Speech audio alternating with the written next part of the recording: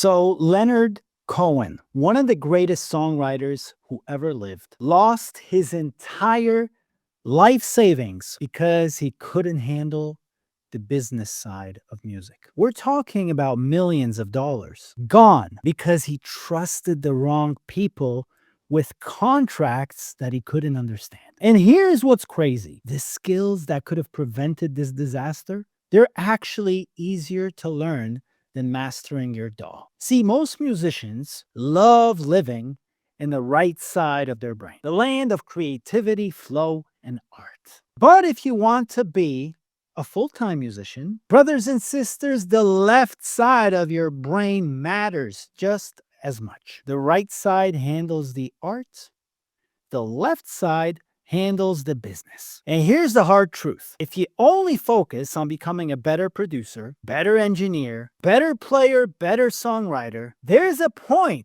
at which ignoring the left side of your brain might bite you in the ass. Because no matter how good you are, if you can't land the gigs, if you can't seize the opportunities, if you don't know how to talk to people and negotiate budgets, I'm sorry to break it to you, but you might have a hard time making a living. And even if you make a living, you run the risk of losing it all because you'll outsource the very important parts of your practice to someone else. Maybe they'll treat you right, maybe they'll treat you wrong. Do you want to take that risk? Here's the bottom line, folks. Those musicians who learn how to handle their business are the ones who are actually realizing a greater return on their musical talent. And here's the good news: you've already done the hard part. You learned music theory, you've mastered your instrument, you understand music production. And maybe that took you years. Learning some of the basics of the business side, no matter how scary it seems, it's way easier. It might not be easy at first, but it gets easier with simple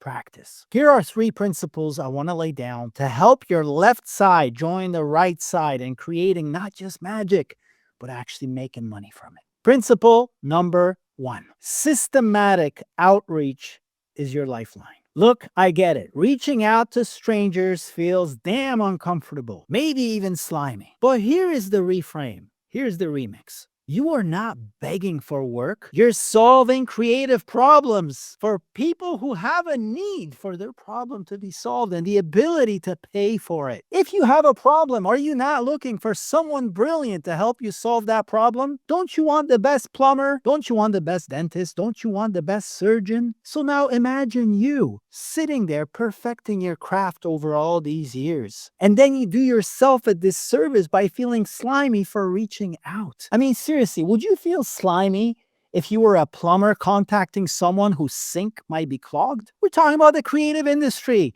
with $1 million budgets going to creative work that needs custom musical solutions. If you're a great musical craftsperson, you need to reframe in your mind immediately what outreach is all about. Folks, when I started, outreach was uncomfortable.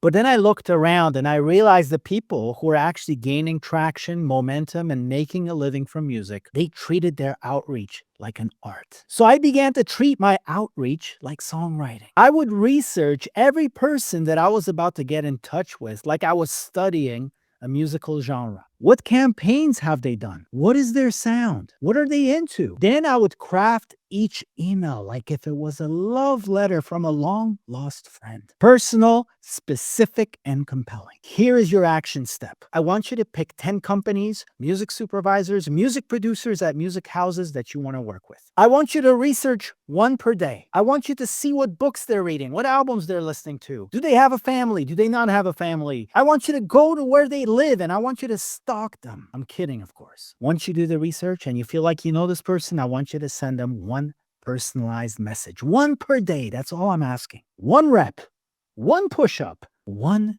personalized message. That's it. 10 days, you've reached out to 10 people in a high-quality way, in a way that actually makes them feel as if you are a long-lost friend. One stranger turned into a kindred spirit, one day at a time. Which brings me to principle number 2. It is the systems that will make you irreplaceable. Folks, Mick Jagger didn't just gyrate his way into success. People forget that he's a graduate of the London School of Economics. While other bands were out there partying, he was probably studying contracts, touring logistics, financial planning. Jay-Z didn't just rap his way into millionaire or billionaire or whatever his status is today. He understood that the way to do justice to his talent is to study the publishing, the distribution, the brand partnerships. He treated his creativity like a business and his business like an art form.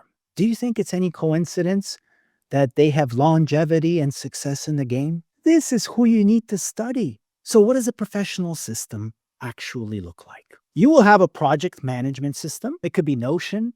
It could be in Craft. It could be in a Google Sheet. Doesn't matter. Do you have somewhere to store your opportunities, to see what the budget is, to see how much you're going to spend, to see what the difference is, to know how much is going to be left over? Are you tracking deadlines? Are you tracking the communications? Are you tracking the revisions? Do you have templates for contracts? Do you have email templates for first touch? For follow-up 1, 2, 3. These are the things that are in place for the musicians who understand the right brain magic is not enough if you don't have the left hemisphere managing it properly. So that when a client gives you a deadline, you deliver early. When they ask you for a revision, you respond the same day. When they need an invoice, you're not like, oh, what? Nope, you send an invoice the same day, crisp, clear, professional. This isn't boring admin. Unless you don't like getting paid, this is how you become the musician that everyone wants to work with over and over again. Which brings us to principle number 3. The business acumen will scale with your talent. Here's the myth that I absolutely want to destroy. If I just get good enough, the business side will take care of itself. Wrong. The better you get, the better your business skills need to be. Because you're now dealing with bigger budgets, bigger pressures, bigger stages, more complex negotiations, higher stakes. Rick Rubin didn't become one of the greatest music producers in history just because he can hear a good beat. He understood artist psychology, label politics, market positioning, bringing together the creativity and the commerce, the left hemisphere, the right hemisphere, in this harmonious, beautiful, fruitful dance. So how can you start? Start practicing with small things, small projects. Learn to read contracts, even basic ones. Understand publishing, sync licensing, work for hire agreements. Every time you take on a project, I want you to treat it like business school. You know why? Because it's better than business school. Here's the beautiful part. You can inject the same creative juices that you use for your music into the area of business. Negotiating a budget becomes a creative problem to solve. Building a client relationship becomes an art form. Look, I know virtuoso musicians who cannot pay their rent. And I know musicians who are good enough, but they're making 6 figures because they understand how to crack the whole game. The musicians who get ahead, they don't invest in more gear. They invest in opportunities and mentorship that actually increases their knowledge, their skills, and their connections. They understand that becoming a professional craftsperson means you owe it to your musical gift to support it with great habits and skills from the left hemisphere, from the other areas of your life. So here's my question for you. Are you going to insist on being a starving artist, or do you want to be a thriving craftsperson? Are you going to use your whole brain or just half of it? If you're ready to develop both sides, the creative and the commercial, consider subscribing to this channel. Tell me in the comments below which one of the left hemisphere skills you struggle with most. And if you want a comprehensive system for building these skills, I want you to check out our training. The link is in the description below. We're not just teaching you how to make better music, we're teaching you how to make a better living from your music. Use your whole brain. That is the path to going pro. I'm Tommy Z. I'll see you in the next video.